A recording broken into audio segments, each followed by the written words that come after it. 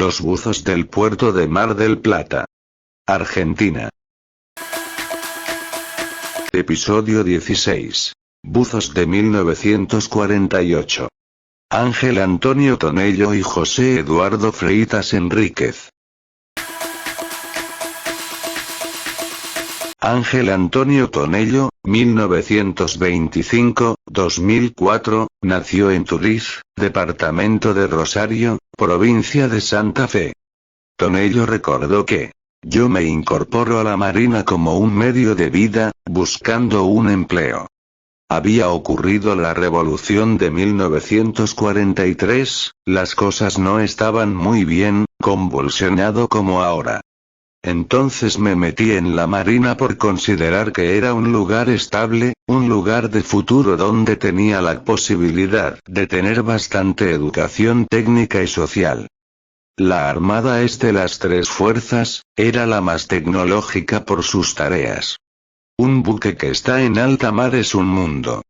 La más insignificante de las tareas a la más compleja es necesaria en un buque. Yo tuve un sexto grado bastante bueno porque de 500 postulantes solo 15 ingresaron a la Escuela de Mecánica de la Armada, febrero de 1944. Mi especialidad: arma submarina. Veíamos todo lo relacionado con torpedos. El curso termina en el 47. Eran 3 años y en el buque rindo como aspirante. Del 44 al 46 estuve embarcado en el rastreador Seguí acá en Mar del Plata. El comandante era un hombre de mis más grandes respetos, Carlos María Bruzzone. Tenía mucho tacto para manejar a la gente. En el buque estábamos bien. En ese buque también se prestaba para que los buzos hicieran buceo en alta mar. Y, también ese buque se utilizaba como blanco en la época que los submarinos tenían que hacer ejercicio de lanzamiento de torpedo. Blanco significa según la posición, lo usaban como referencia, digamos el torpedo cae a 100 metros del buque. El buque ignoraba de dónde venía el torpedo. Usted lo veía seguro al comandante, a toda la oficialidad. En esa época los veía seguro. Yo tenía 19 años, en un operativo, cuando terminó la guerra en 1945, salimos a hacer un buque blanco de un submarino. Y había un avión que le marcaba al buque el lugar donde estaba el submarino. El submarino era uno solo. Da una ubicación, después vuelve a dar otra distancia y no daban los tiempos. Sorpresa. Era otro submarino. Uno de los oficiales dice: "No puede ser. ¿De dónde es el otro?". El comandante Bruzzone dice: "Acá son 2 submarinos y punto". Era el U-977 alemán, el segundo submarino que entra en Argentina. Entonces le ordenaron suspender el operativo y emerger. Pide superficie y aparece el submarino argentino y el alemán. Acá a millas de la costa de Mar del Plata. De acuerdo a las disposiciones en vigor, hicieron navegar el submarino a distancia prudencial. Custodiado por supuesto. Jaja. Lo trajeron a puerto. Cumplieron todos los ritos que establecen los reglamentos navales. Yo vi el segundo submarino pero el comandante tenía la experiencia porque el 530 había entrado a la base. Cuando yo lo vi a las 7 menos cuarto de la mañana, el submarino ya estaba amarrado. En ese entonces la base no tenía construcciones. La base era el General Belgrano. Se movieron lanchas con gente armada. Se desembarcó la tripulación, se buscó gente traductora. Había un cabo, un muchacho hizo de traductor. El 530 había sido desmantelado. No así el 977 que dejó material bélico. Jugábamos al fútbol con la tripulación. Los submarinos fueron llevados a Río Santiago y la tripulación a la isla Martín García.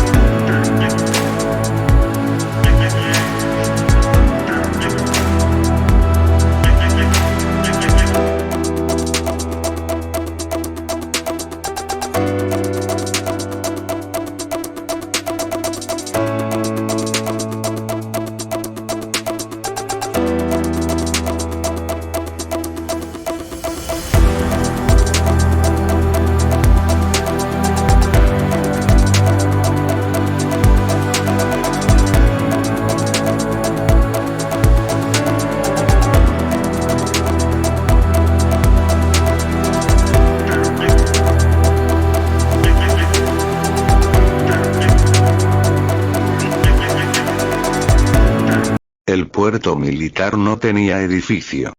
Había una colonia de vacaciones de chicos de chapas y madera con piso de cemento. Había una casilla de chapa con un primer piso, fibrocemento y madera donde estaba el tanque de buceo de alta presión.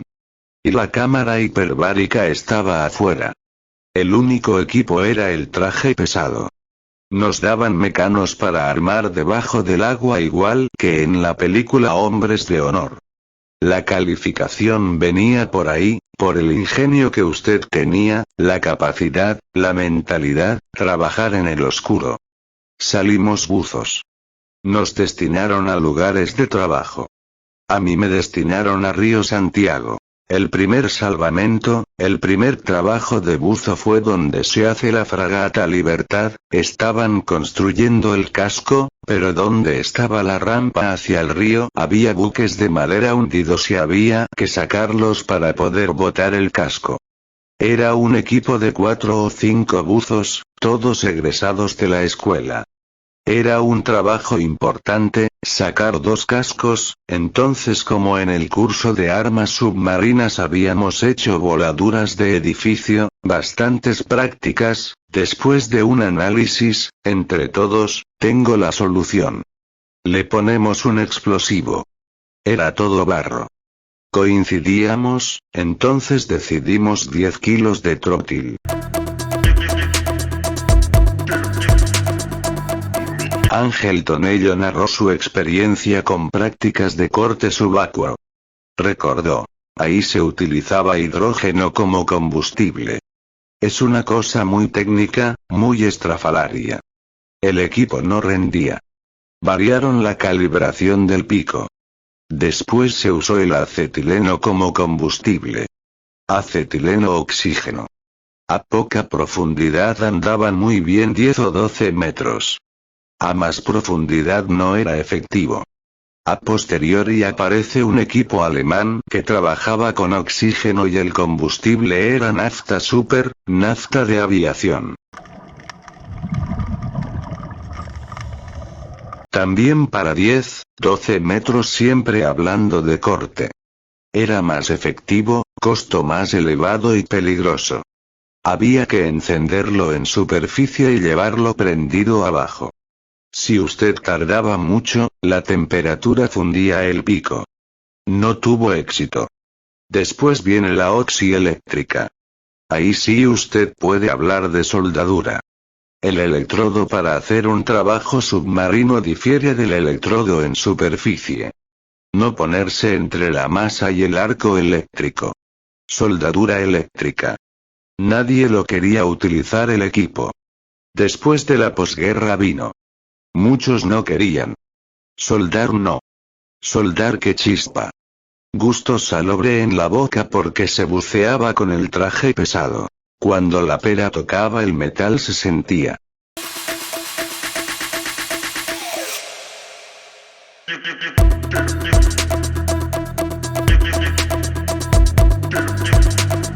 Tonello fue instructor de buceo en los años 50 y 60.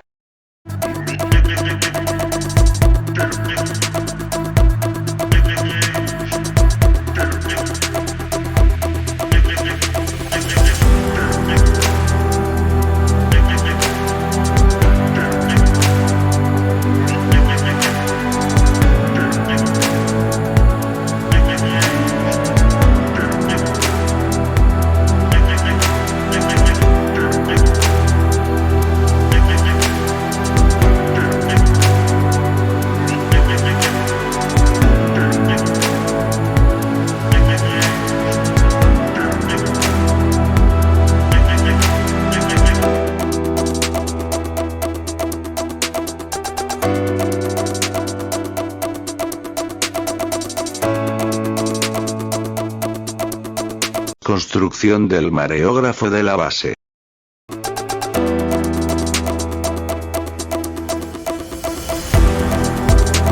En 1969 se desconectó de todo el buceo. José Eduardo Freitas Enríquez hizo el curso de buzo en 1948. Del director no me acuerdo, yo me acuerdo siempre de Luisito Cabó, instructor. El tanque estaba dentro de la escuela. Yo hacía aula y tanque de buceo, enseñaba física en buceo. Nosotros teníamos el tanque de recompresión. Ahí tomábamos presión, los alumnos y el instructor. Entonces el organismo se va acostumbrando a tomar presión y luego viene la descompresión. A más tiempo, más descompresión. Cámara de descompresión con el overol y luego el tanque con agua con equipo de buceo. Al agua se le da presión. Estuve 13 años de instructor hasta finales de 1969.